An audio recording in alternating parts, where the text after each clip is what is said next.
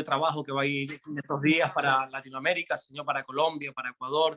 Pon tu mano, Señor, bendícelos, Señor. Como tu palabra dice, que bendiga su entrada, su salida, que proteja su vida, Señor, y los uses en gran manera allí donde vayan a estar en estos días. Señor, gracias también por el pastor Walter. Señor, dale sabiduría, claridad a la hora de enseñarnos y te damos toda la gloria y toda la honra a ti, Señor, que solo tú la mereces. En el nombre de Jesús. Amén. Amén. Cuando usted diga, pastor Walter. Muy bien, muchísimas gracias. Gracias por la oración, gracias por la presentación y gracias a todos por estar presentes una vez más para compartir este tiempo. Voy a compartir la pantalla y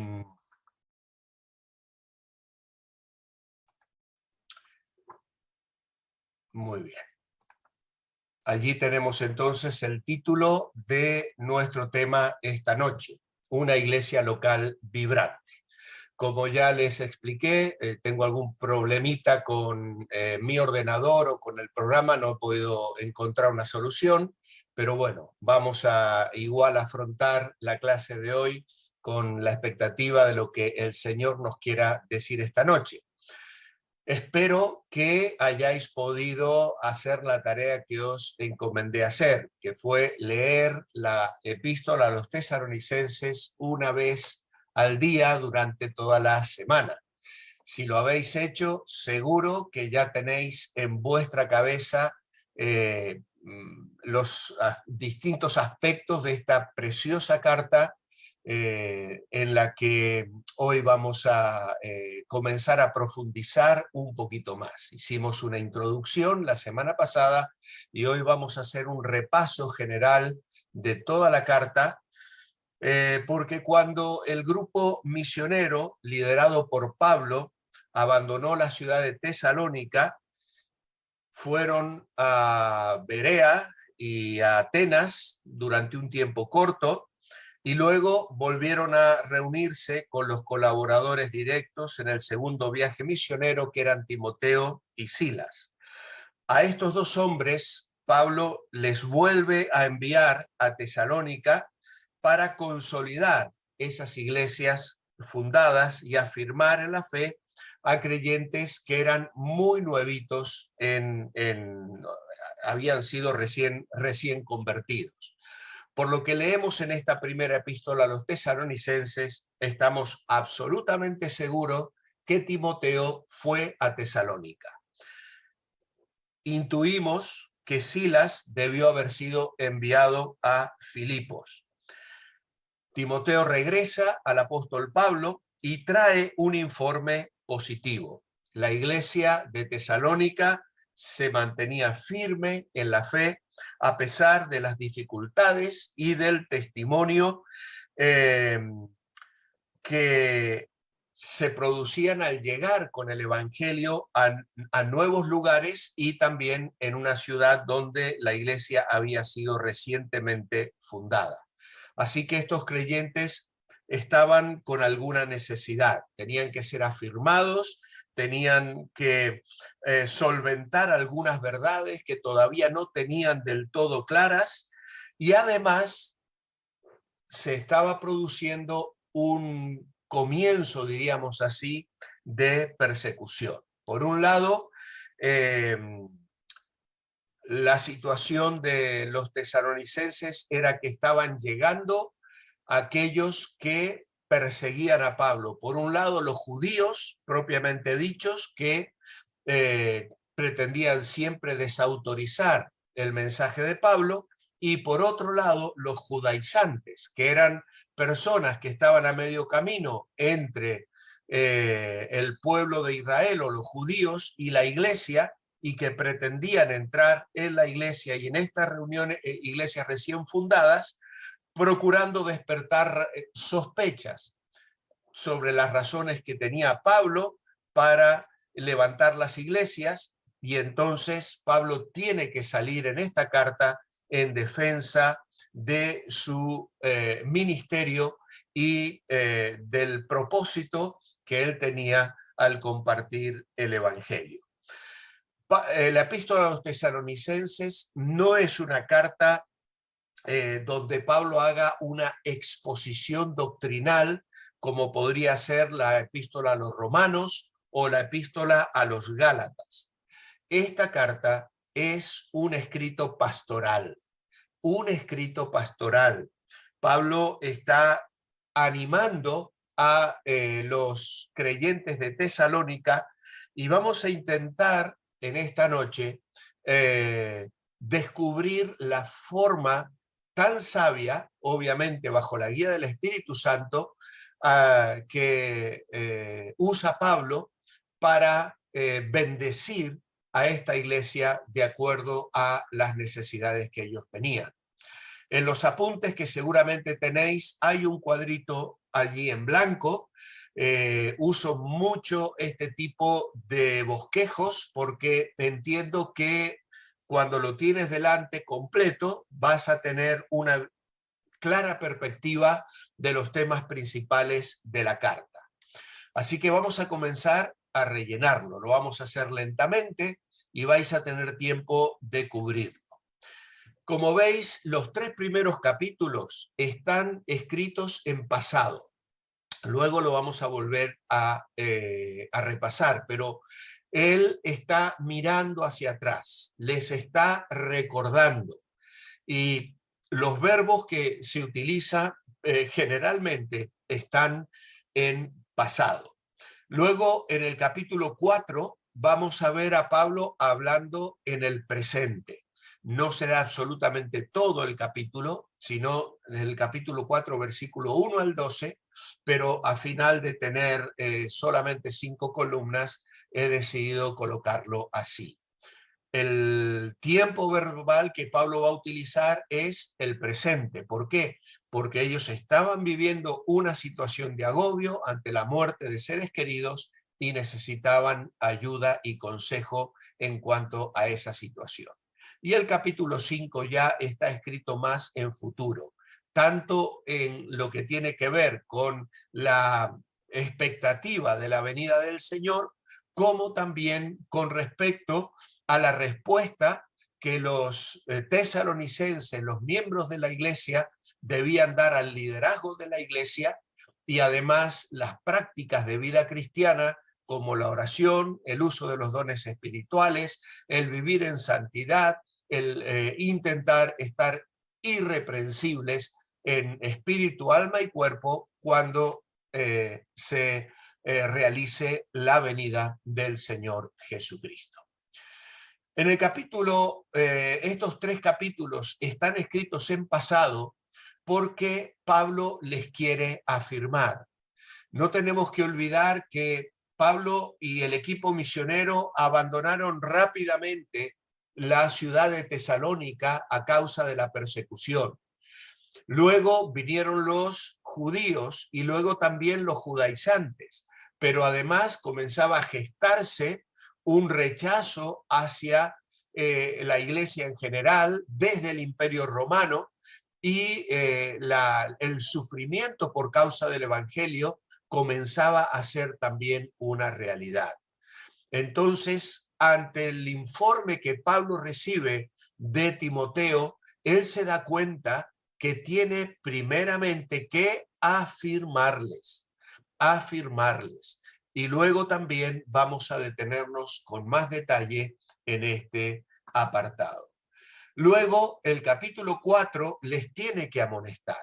Al hablar del presente, también va a estar tratando no solo las situaciones de la muerte de algunos creyentes, sino también el tema de la santidad. Ya algo dijimos la semana pasada acerca de estas iglesias que venían de el paganismo y entonces tenían que despojarse de una serie de valores y de hábitos completamente pecaminosos que debían ser desarraigados completamente de sus vidas cristianas. Pero Pablo no comienza amonestándoles. Los 3 primeros capítulos, en ese sentir pastoral, en ese cuidado tierno del pastor que sabe que si amonesta primero puede hundir, él dedica los 3 primeros capítulos a afirmarles, Luego sí vendrá el tirón de orejas, vendrá la reprensión, vendrá la amonestación. Y en cuanto al futuro, pues les tiene que desafiar. Ahí tiene que desafiarles porque ellos tienen que ir hacia adelante. Hay un desafío permanente en la vida cristiana. Hay una batalla espiritual que luchar y hay una vida cristiana que vivir para la gloria de Dios. Ahora sí nos vamos a centrar un poquito más en cada uno de los capítulos. En el capítulo 1, el tema es la iglesia y su salvación. Allí en el capítulo 1, versículos 1 al 3, vamos a ver cómo Pablo se presenta con Silvano y Timoteo a la iglesia de los tesalonicenses y dice, siempre damos gracias a Dios por todos vosotros, haciendo memoria de vosotros en nuestras oraciones, acordándonos sin cesar delante del Dios y Padre nuestro, de la obra de vuestra fe, del trabajo de vuestro amor y de vuestra constancia en la esperanza en nuestro Señor Jesucristo. Así que estos 3 primeros versículos nos van a recordar la iglesia y su salvación, las evidencias claras de una vida cristiana dinámica, porque la fe se muestra por las obras, el amor por el trabajo y la esperanza en esa constancia de vivir esperando al Señor. Luego tenemos la iglesia y su elección.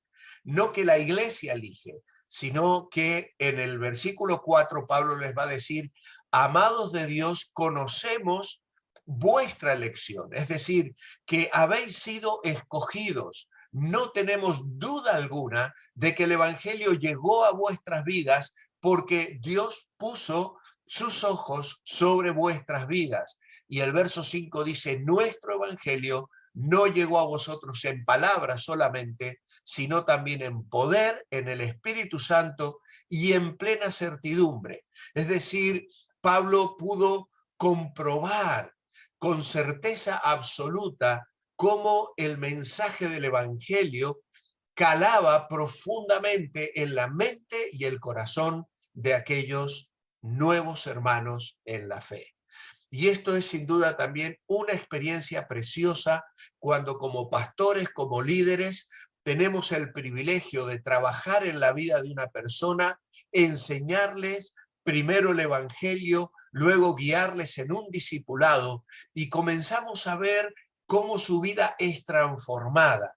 Y eso trae una certeza de salvación al observar los cambios, al observar la respuesta que estas personas van dando a medida que la luz penetra en sus mentes y en sus corazones. Esto es una experiencia maravillosa que cada creyente debería vivir.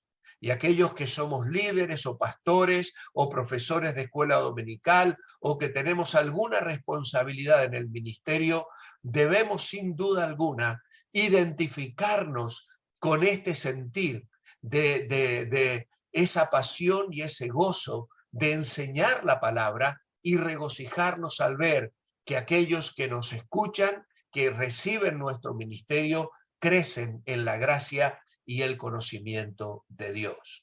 Luego tenemos una iglesia evangelista.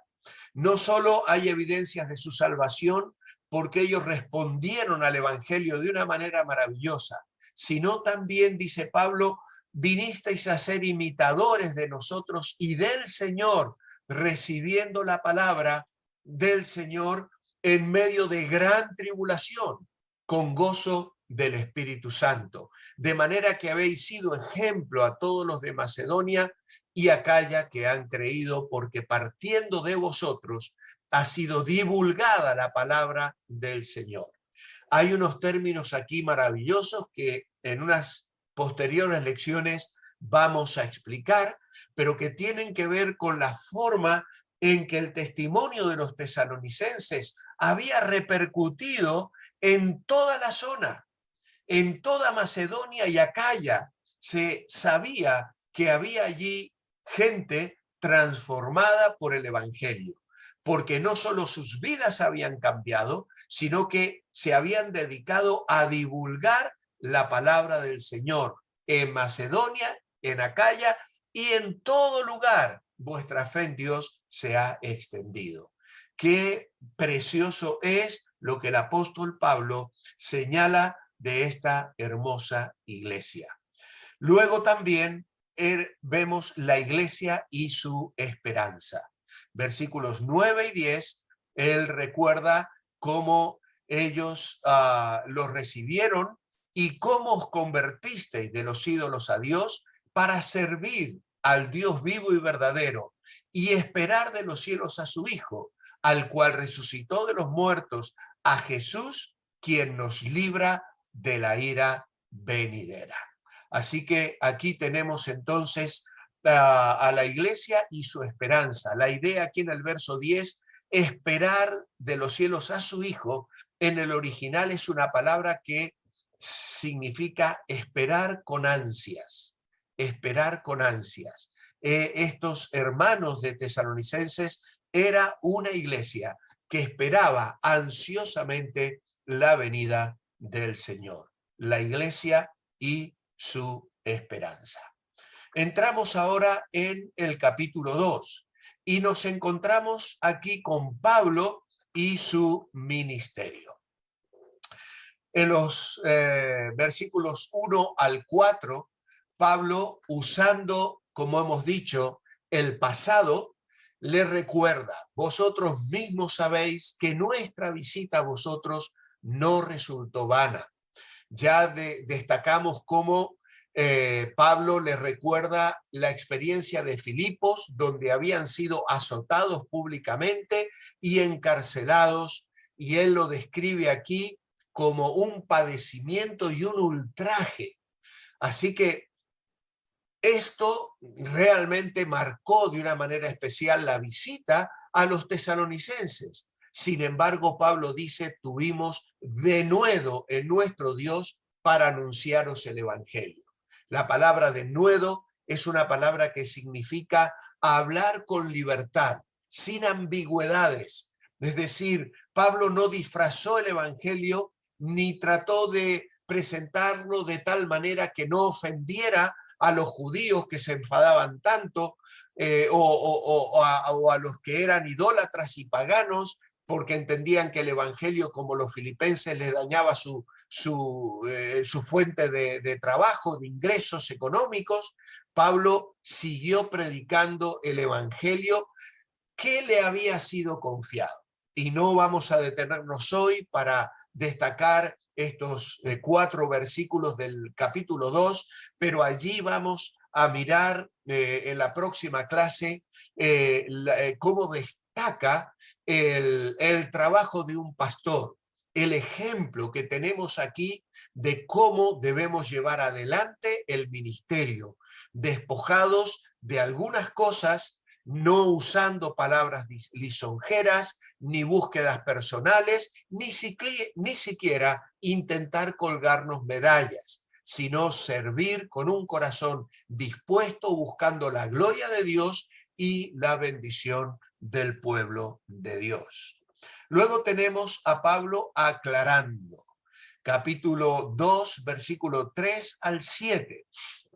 Pues aquí Pablo va a explicar cómo él presentó el evangelio sin mezclarlo con ninguna cosa impura y cómo había en su corazón una sola búsqueda: agradar a Dios, no a los hombres, sino agradar a Dios.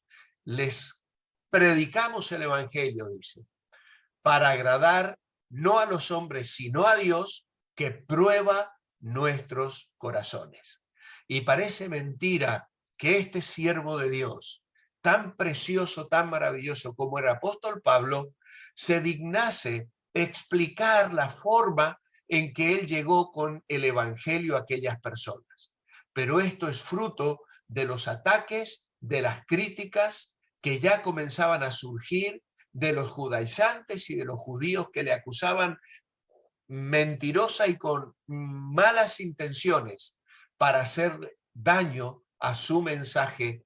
Y él en realidad no está defendiendo al mensajero, está defendiendo sobre todo el mensaje, porque él sabía que si el mensajero era pisoteado, también lo sería posteriormente el mensaje, porque lamentablemente estos que le criticaban estaban trayendo un mensaje equivocado, otro evangelio.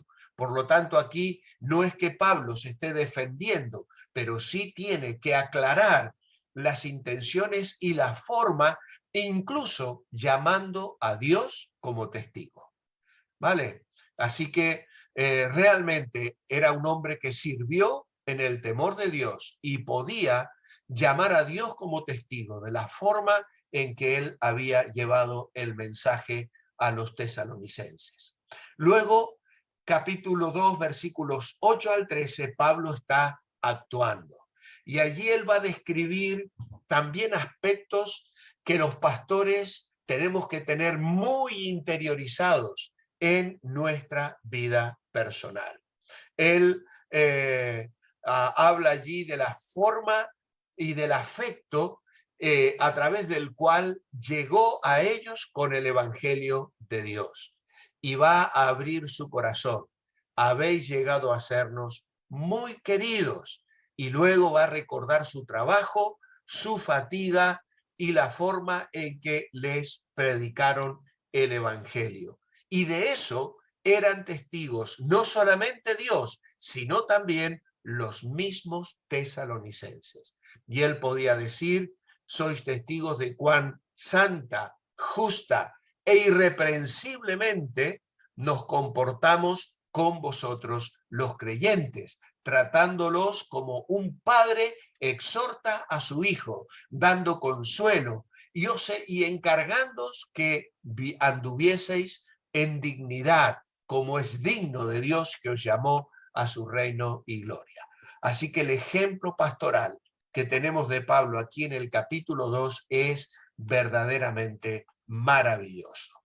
Y luego Pablo está recordando desde el versículo 14 al final, al versículo 20, él va a recordar algunas cosas de su visita, de la respuesta de los tesalonicenses y también las consecuencias que los mismos tesalonicenses tuvieron que afrontar fruto de haber abrazado el evangelio. Ellos tuvieron que sufrir lo mismo que los primeros creyentes sufrieron de los judíos allí en Jerusalén. Dice, habéis padecido de los de vuestra propia nación las mismas cosas que ellos padecieron de los judíos. Y se está refiriendo a las iglesias de Dios en Judea, que fueron rechazados, encarcelados, perseguidos por sus compatriotas. Y así también esta experiencia tuvieron que vivirla los tesalonicenses. Pablo les va a respaldar y les va a afirmar, porque él quiere recordar el precio tan alto que han pagado a fin de abrazar el evangelio y mantener el testimonio bien en alto. Luego llegamos al capítulo 3 y aquí vuelve a surgir la figura de Timoteo. Timoteo y la santidad, versículos 1 al 13. Y lo dividimos en versículos 1 al 5, pone 15 aquí, pero está mal, es una errata. La idea es de Timoteo llevando noticias, y luego el versículo 6 al 8, Timoteo trayendo noticias. Es decir, Pablo les dice y les recuerda cómo él estuvo dispuesto a renunciar a la presencia de Timoteo, que era un hermano, un servidor de Dios, un colaborador en el evangelio, y lo enviamos quedándonos solos. Ellos necesitaban a Timoteo, pero estaban más preocupados por conocer el estado de la iglesia a la que habían tenido que abandonar más rápidamente de lo que ellos habían deseado hacer. Entonces, Pablo envía a Timoteo y luego Timoteo regresa, dice que viene trayendo noticias, versículos 6 al 8, cuando Timoteo volvió de vosotros a nosotros y nos dio buenas noticias de vuestra fe y amor, y que siempre nos recordáis con cariño deseando vernos, como también nosotros a vosotros. Las noticias que trae Timoteo son noticias alentadoras, que fueron de gran consuelo, dice Pablo en el verso 7. En medio de nuestra necesidad y aflicción, fuimos consolados de vosotros por medio de vuestra fe. Amados hermanos, la vida cristiana de servir a Dios es una vida mezclada de emociones, alegrías y tristezas, risas y llantos, felicidad y lágrimas. Y esto es algo que tenemos que aceptar. Es algo que tenemos que aceptar. Vivimos así. De hecho, Pablo dice aquí que él estaba en necesidad y aflicción, pero recibimos consuelo al saber de vuestra fe, porque ahora vivimos y vosotros estáis firmes en el Señor. Qué hermosa expresión de Pablo que nos enseña a nosotros a prepararnos para cuando lleguen esos momentos difíciles que sin duda alguna van a llegar, o a lo mejor estás atravesando precisamente en este momento y Dios va a usar esta epístola para darte consuelo, para alentarte frente a esas noticias duras y difíciles que puedan estar llegando a tu vida.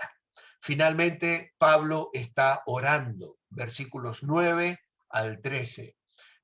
Por toda la carta y en todas las cartas de Pablo la oración está presente. Él clama a Dios, dice el verso 9, dando gracias. Y el verso 10 dice, orando de noche y de día, con gran insistencia, para que veamos vuestro rostro y completemos lo que falte a vuestra fe. Luego, ya con todo este panorama, Pablo deja de mirar al pasado para mirar al presente. Y entonces comienza el tema de la amonestación. Vida y amor.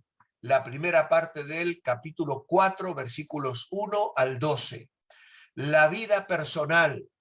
Os rogamos y exhortamos en el Señor Jesús, que de la manera que aprendisteis de nosotros cómo os conviene conduciros y agradar a Dios, así abundéis más y más, porque ya sabéis qué instrucciones os dimos por el Señor Jesús, que la voluntad de Dios es vuestra santificación.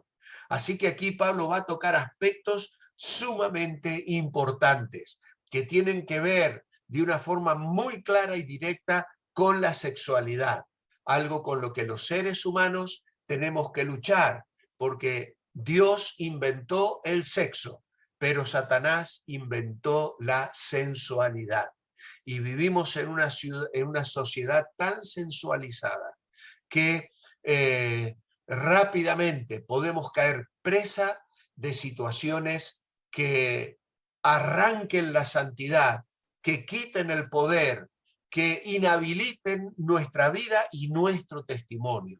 Y Satanás es un enemigo que hábilmente utiliza muchas veces el área de la sexualidad de los creyentes para arruinar sus vidas y sus ministerios y dejarles inútiles cuando pudieron haber sido hombres y mujeres que han vivido para la gloria de Dios. Así que ahora sí, Pablo les va a amonestar, porque seguramente Timoteo tuvo que hablar acerca de alguna situación incómoda que había en el ámbito de aquella iglesia, y entonces tiene que llamarles a corregir esto y a no vivir como viven los gentiles.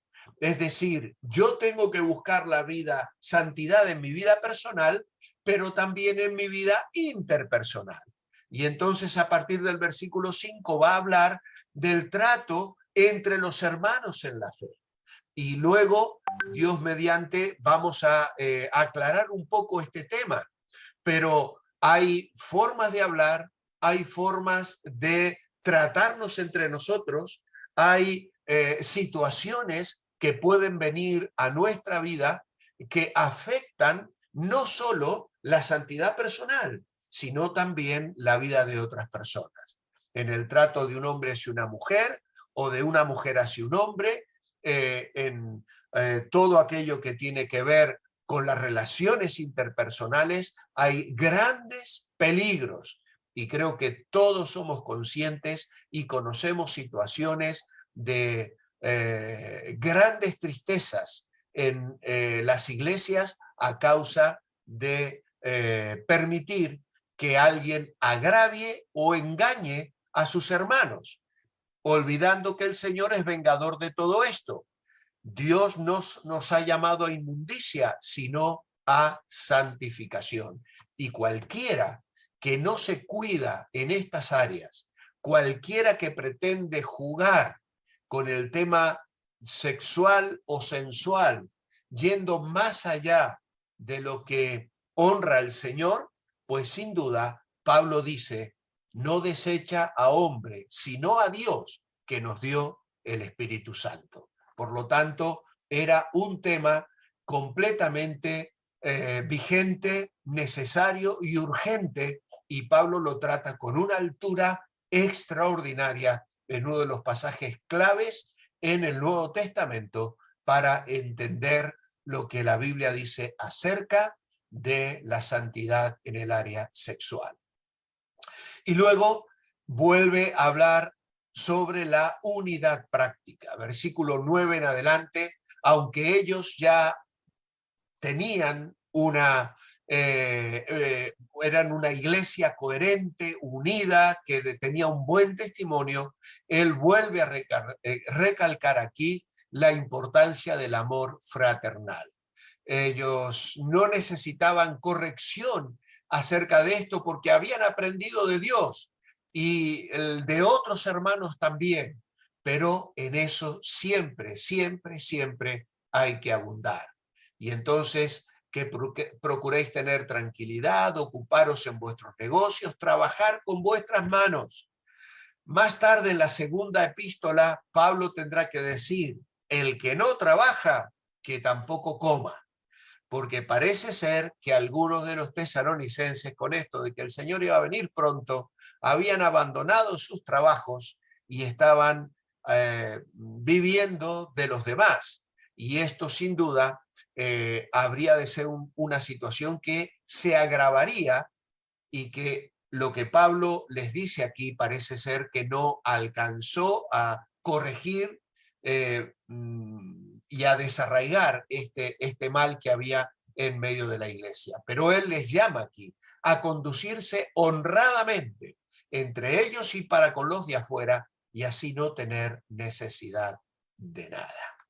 Y luego tenemos la última parte del capítulo 4, versículos 13 en adelante a 5:18, donde comienza el tema de la venida del Señor.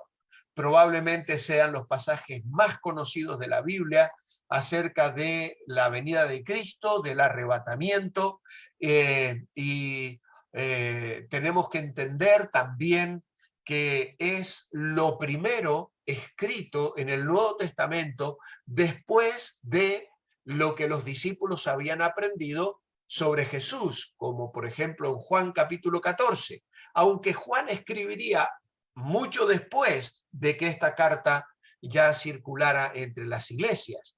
Pero si nos ponemos en el aspecto cronológico, podríamos decir que la información que ellas tenían era la que el Señor había dado en el aposento alto. Vendré otra vez y os tomaré a mí mismo, porque yo quiero que donde yo estoy, vosotros también estéis. Juan 14, 1 al 3, ¿no? Pero ahora Pablo trae una información amplia, generosa, preciosa, acerca de la venida del Señor. Y entonces la esperanza del creyente versículos 13 al 18. Y va a describir aquí la situación que mencionábamos anteriormente. Algunos habían muerto y entonces Pablo tiene que comunicarles. Perdón, alguien ha abierto su micrófono y se está metiendo su voz. Por favor, ruego que todos tengáis los micrófonos cerrados. Gracias. Pablo está entonces hablando de la esperanza del creyente frente o dando respuesta a esta iglesia que comenzaba a ver que algunos hermanos estaban muriendo y entonces pensaban, ¿qué pasaría con ellos? ¿Se iban a perder la venida del Señor? ¿No estarían cuando el Señor regresara? Por lo tanto, Pablo les tiene que dar todos estos datos tan maravillosos y que tanto consuelo han traído al corazón de los creyentes. De hecho, el verso 18 dice, por tanto, alentaos los unos a los otros con estas palabras. Luego el capítulo 5, tenemos el conocimiento del creyente. Acerca de los tiempos y las ocasiones, no tenéis necesidad, hermanos, de que yo os escriba, porque vosotros sabéis perfectamente que el día del Señor vendrá, así como ladrón en la noche. Y aquí Pablo va a describir la situación de la segunda venida de Cristo, en relación a la situación mundial, donde todos dirán paz y seguridad, pero vendrá sobre ellos destrucción repentina. Y finalmente, los consejos útiles del versículo 8 al 28. Pablo dice, va a hablar aquí acerca de la necesidad de vivir de una manera sobria, vestidos con la coraza de fe y de amor, con la esperanza de salvación como yelmo, y también luego a edificarse los unos a los otros, respetando a los que os presiden en el Señor y os amonestan, dice el versículo 12. Tenerles en mucha estima y amor por causa de su obra, y luego también la necesidad de corrección, de amonestación. Habían algunos ociosos, algunos que no trabajaban, habían otros que se estaban desanimando, otros que eran más débiles, y entonces Pablo les va a dar detalles y consejos acerca de cómo tratar a los hermanos y hacia qué se debe apuntar. Estad siempre gozosos, orad sin cesar, dad gracias en todo, etcétera, etcétera. Así que con estos consejos útiles, Pablo está acabando ya esta preciosa carta que nos está ocupando. Estos 3 primeros capítulos resalta la fe que les llevó a conocer al Señor, la fe que alumbró sus corazones cuando Pablo les trajo el Evangelio, la fe que les llevó a enfrentar situaciones de persecución y separarse de un mundo donde había mucha corrupción. El capítulo 4 sobresale el tema del amor, como hemos visto, un amor en el cual ellos debían abundar más y más, y luego la esperanza. Estas 3 cosas las he querido destacar porque son aspectos que siempre resaltan de una manera significativa en las cartas del apóstol Pablo. Muchas veces nosotros oramos a Dios pidiendo por la salud de los hermanos, pidiendo por el crecimiento numérico de la iglesia y la salvación de almas, pidiendo por sostén económico para los hermanos que no tienen trabajo.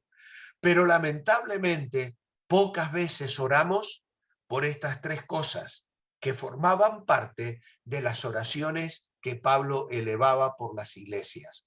Él oraba por fe, esperanza y amor, o esperanza, fe y amor, o amor, fe y esperanza, el orden en que más nos guste. Y lo vamos a encontrar en Filipenses, lo vamos a encontrar en Efesios, lo vamos a encontrar en Colosenses, lo vamos a encontrar en Tesalonicenses, primera y segunda carta, y también en las cartas pastorales a Timoteo y Tito. Fe, amor y esperanza eran temas que estaban siempre presentes en los escritos y en la oración del apóstol Pablo. Ahora bien, vamos a avanzar un poquito más en la explicación del cuadro, pero ya lo haremos de una manera más rápida. Recordemos entonces que Pablo escribe la presente epístola como resultado del informe que recibió de Timoteo. Las noticias eran buenas, alentadoras, pero en cierto sentido preocupantes, ya que la situación por la que la iglesia atravesaba no era nada fácil. Y allí tenéis algunas citas donde se destaca esa necesidad. El capítulo 1, verso 6 dice: recibiendo la palabra en medio de gran tribulación, con gozo del Espíritu Santo. Y en 2:14, habéis padecido de los de vuestra propia nación las mismas cosas que ellos padecieron de los judíos. Así que ya hemos destacado esto y no vamos a detenernos mucho más. La intención de Pablo es muy clara en los capítulos 1, 2 y 3. Es cierto que hay cosas que corregir en la vida de esta iglesia, pero la necesidad primero es otra. Su propósito es afirmarles en la fe. ¿Por qué? Porque están tambaleando. Ahora, si él les riñe, si lo primero que ellos reciben es un palo, quizá caigan y queden postrados. En mi vida pastoral muchas veces me he encontrado con hermanos que han venido quejándose de que cuando pasaban momentos de desánimo y de debilidad, sea por sus iglesias o por otros pastores o por otros creyentes en la fe, en lugar de recibir consuelo y aliento, lo único que recibieron fue críticas, fue palos, como decía un pastor amado que siempre recuerdo, palos con tornillos y todo, decía él. Es decir, palos que herían, que lastiman, no solo golpean. Y lamentablemente, como pastores y como líderes en la iglesia, tenemos que tener mucho cuidado. De esto Pablo se lo dice a los Gálatas de una manera muy clara en el capítulo 6. Vosotros que sois espirituales tenéis que tratar con humildad y mansedumbre a los hermanos en la fe. Hay que afirmarles. Los 3 capítulos están escritos en pasado. En el capítulo 1 y versículo 3 les dice: acordándonos sin cesar delante del Dios y Padre de vuestra fe, del trabajo de vuestro amor y vuestra constancia en la esperanza. En 1:5 les dice: como bien sabéis. En 1:7 les dice: habéis sido ejemplo. O sea que Pablo mira hacia atrás en estos 3 primeros capítulos. Les recuerda cómo os convertisteis de los ídolos a Dios. Luego en el capítulo 2, verso 1 les dice: vosotros mismos sabéis, recordando la forma en que ellos llegaron con el evangelio. Luego en versículo 5 del capítulo 2 les vuelve a decir: nunca usamos de palabras lisonjeras, como sabéis, ni encubrimos avaricia. Dios es testigo. Capítulo 2, versículo 9, les dice: porque os acordáis, hermanos, de nuestro trabajo y fatiga, como trabajando de noche y de día, para no ser gravosos a ninguno de vosotros, os predicamos el evangelio de Dios. Capítulo 2, versículo 11, les vuelve a decir: así como también sabéis de qué modo, como el Padre a sus hijos, exhortábamos y consolábamos. Vuelve a estar el verbo en tiempo pasado, está mirando hacia atrás, les está haciendo recordar. Y en el capítulo 3, versículo 3, porque vosotros mismo sabéis, nadie os inquiete de estas tribulaciones, porque vosotros sabéis que para esto mismo estamos puestos. Ya en el capítulo 3 no vamos a encontrar tantos términos en pasado, porque precisamente es el capítulo casi bisagra, donde Pablo ya está dejando de mirar hacia atrás y comienza a comentar el informe de Timoteo, las noticias que ha recibido, que son de consuelo, que son de aliento y que le llevan a exhortarles ya a vivir en amor. Así que entonces Esto lo vamos a pasar algo rápido. Si no lo habéis podido cubrir todo, está la cita bíblica y vosotros mismos luego lo podéis cubrir repasando la lección. ¿Qué aplicación podemos sacar de esta mirada al pasado? En Deuteronomio capítulo 4, versículo 9, Moisés le decía al pueblo de Israel: guárdate y guarda tu alma con diligencia para que no te olvides de las cosas que tus ojos han visto, ni se aparten de tu corazón todos los días de tu vida. Antes bien, las enseñarás a tus hijos y a los hijos de tus hijos. 4:9, también en el versículo 23 lo repite: no os olvidéis del pacto de Jehová, vuestro Dios, que él estableció con vosotros. Capítulo 6, verso 10 a 12. Cuando te haya introducido en la tierra y disfrutes de muchas cosas que Dios te ha dado y que tú no te conseguiste por tus propios medios, no te olvides de tu Dios. Y esto lo va a repetir capítulo 8, versículo 11, 18 y 19. Esto lo he querido colocar aquí porque este recuerdo nos deja una preciosa lección. Somos rápidos para olvidar las cosas buenas, las bendiciones, los compromisos que hacemos con el Señor. Pablo les hace recordar para afirmarles al pensar en su primera experiencia con el Señor. Él les ha recordado su salvación, les ha recordado su ministerio, les ha recordado todo lo que vivieron juntos y que les llevó a ellos a empezar una vida nueva en Cristo, abandonando tantas cosas del paganismo. Hay una frase que suelo repetir a la iglesia en la que pastoreo: los creyentes somos dados a olvidar lo que debiéramos recordar y a recordar lo que debiéramos olvidar. Vuelvo a repetir esta frase: los creyentes tristemente somos dados a olvidar lo que debiéramos recordar y a recordar lo que debiéramos olvidar. Es decir, olvidamos estas cosas, las bendiciones, cuántas cosas maravillosas ha traído Dios a nuestra vida. Olvidamos las bendiciones que Dios ha traído a través de otros hermanos en la fe.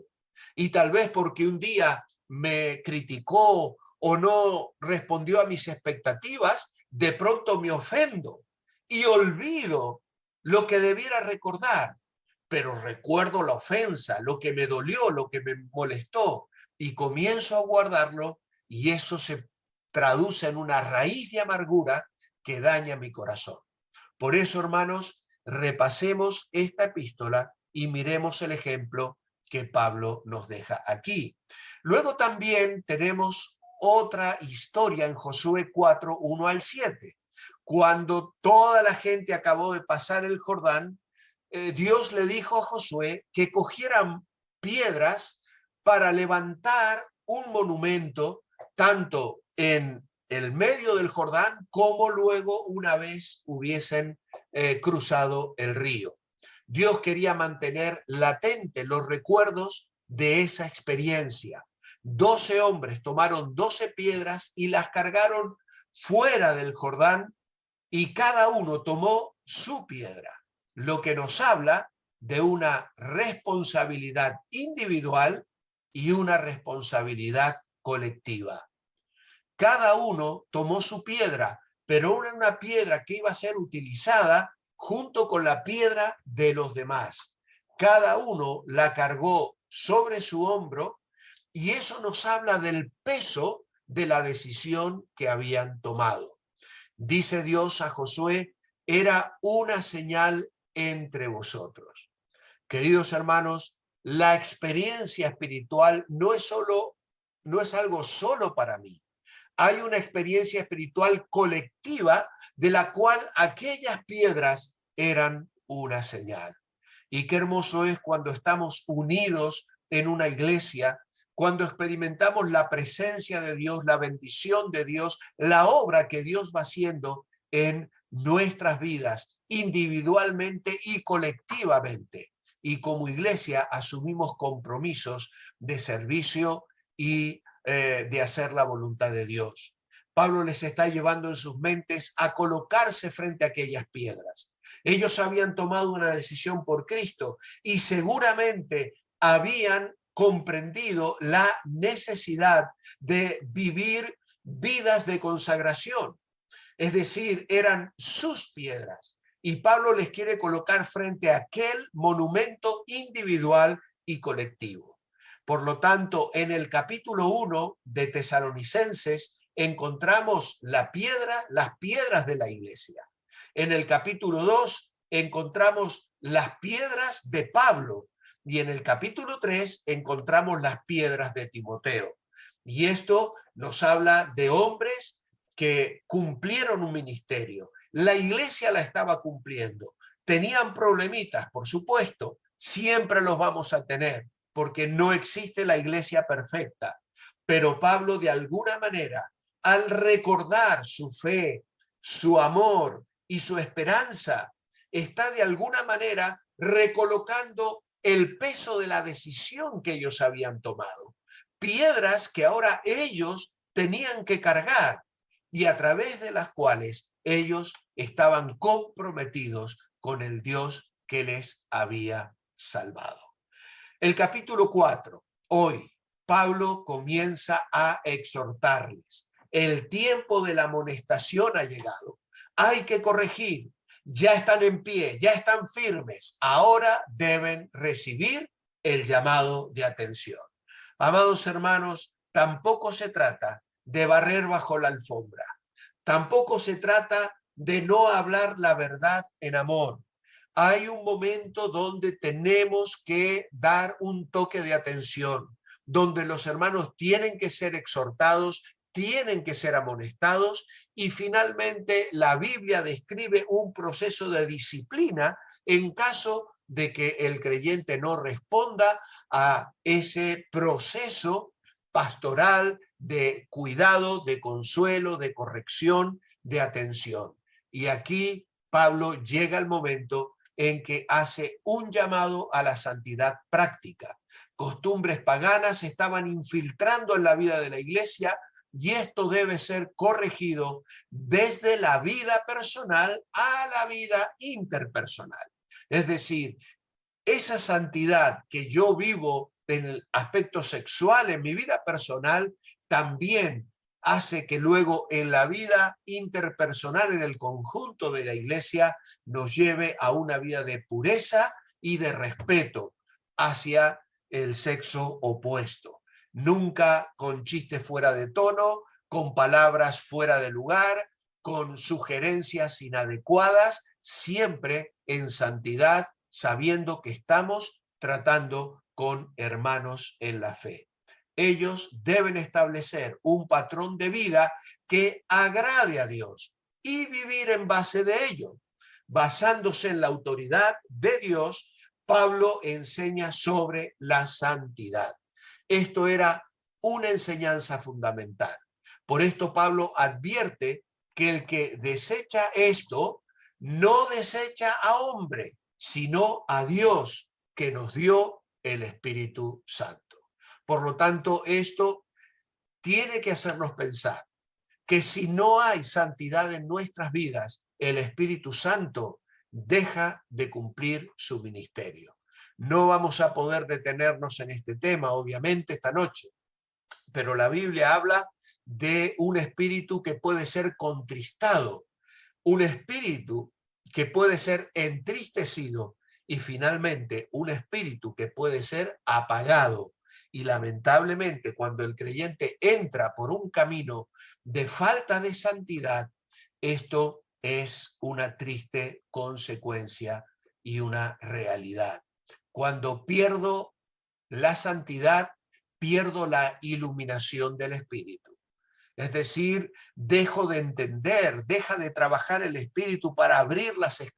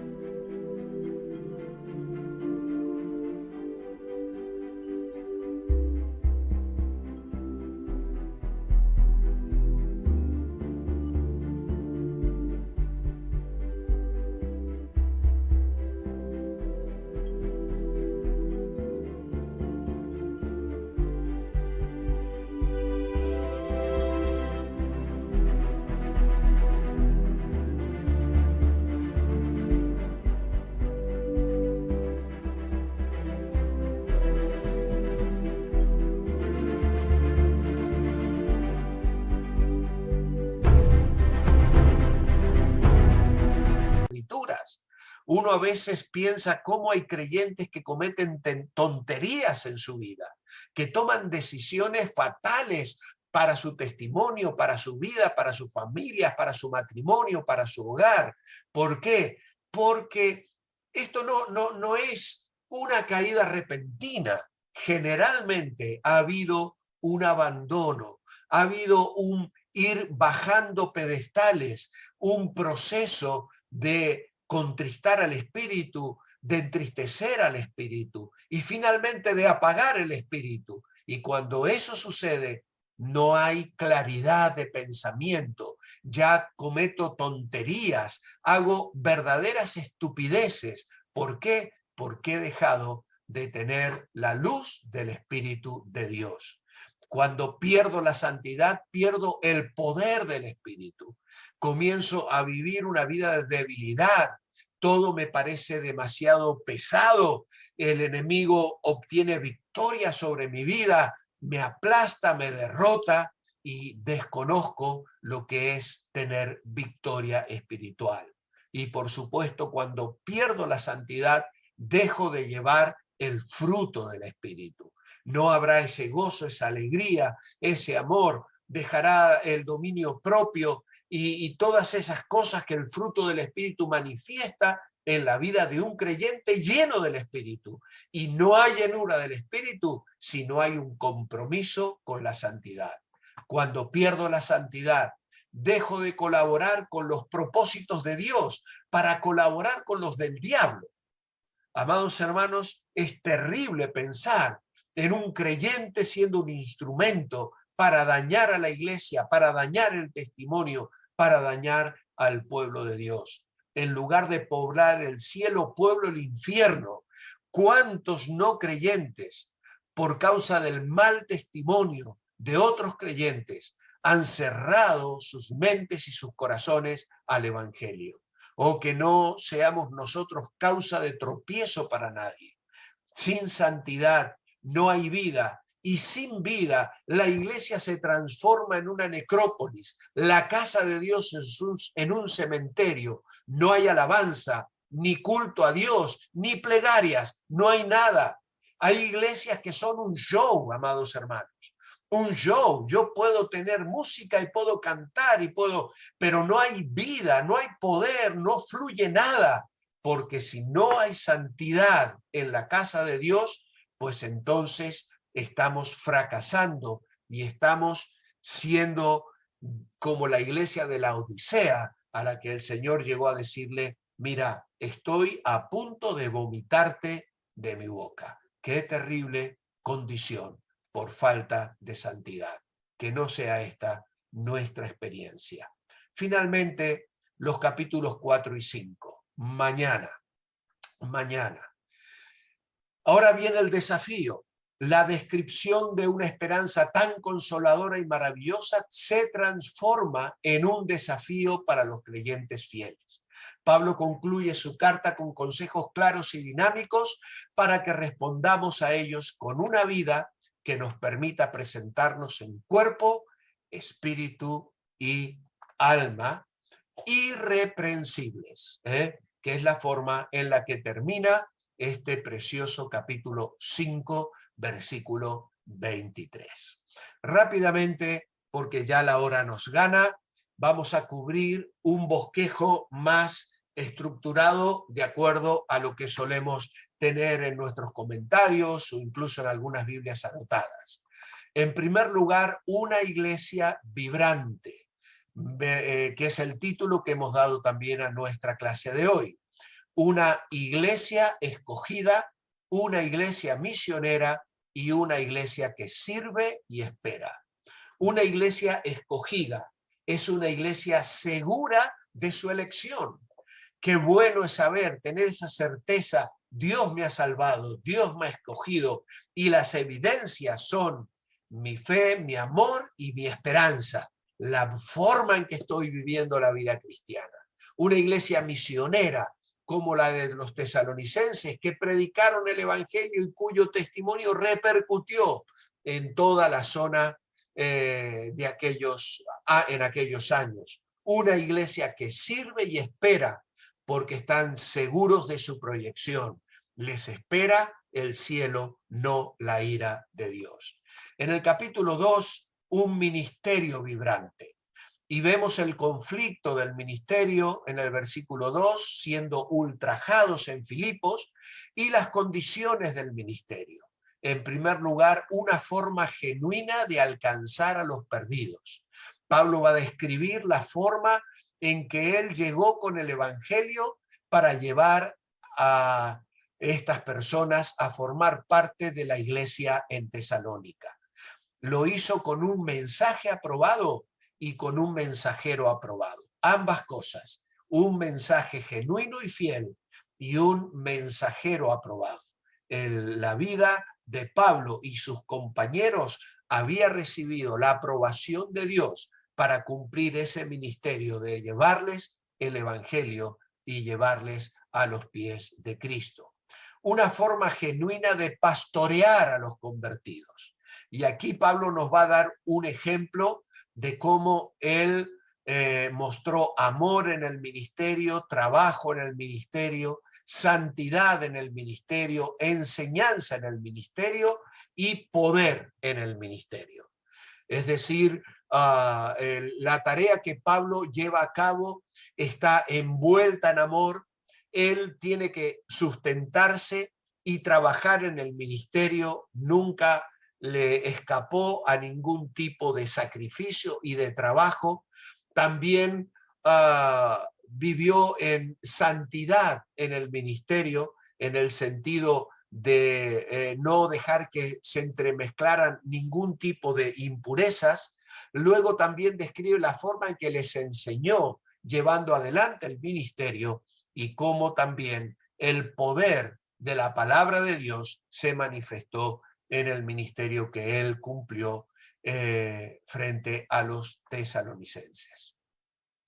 Luego tenemos una vida vibrante. Y entonces, en este capítulo 3, vamos luego a mirar unas reflexiones sobre Satanás, porque aunque no le hemos mencionado hasta ahora, Pablo le va a mencionar como uno que se opone al trabajo de los misioneros, cavando trincheras para impedir el avance de los siervos de Dios. Ya hemos mencionado el tema de la santidad y también hay reflexiones sobre la unidad. Y finalmente, una esperanza vibrante. La esperanza del creyente, capítulo 4, verso 13 al 18. El conocimiento del creyente, capítulo 5, versículos 1 al 5. La vigilia del creyente, y es interesante ver cómo Pablo les dice que sean sobrios, que estén atentos, con la mente alerta, que usen el yelmo de la salvación, porque hay una lucha espiritual y tenemos que estar preparados. Y finalmente, el compromiso del creyente. Así que, como veis, hay aquí una fuente preciosa de cosas en las cuales meditar. Una carta muy rica, una carta llena de enseñanza para cada una de nuestras vidas. Al estudiar la epístola, enfrentaremos temas de importancia vital para la vida cristiana. Por eso, como tarea, os dejo meditar sobre estas preguntas e intentar dar una respuesta clara a cada una de ellas. Y estas preguntas las tenéis ya allí. ¿Es usted un ejemplo del Evangelio? ¿Sabe usted compartir el mensaje del Evangelio? ¿Dedica parte de su vida de oración a la intercesión? Ojo, porque puedo tener una vida de oración nada más que dame, y olvidar la importancia de interceder por otras personas. ¿Está usted satisfecho de su experiencia de relación personal con el Señor y con los hermanos? ¿Cuál es su expectativa con respecto a la venida del Señor? Por supuesto que yo quedo a vuestra disposición. Si alguno de vosotros tiene alguna duda o tiene alguna pregunta, puede hacérmela llegar a través de los medios habituales que utilizáis para comunicaros entre vosotros.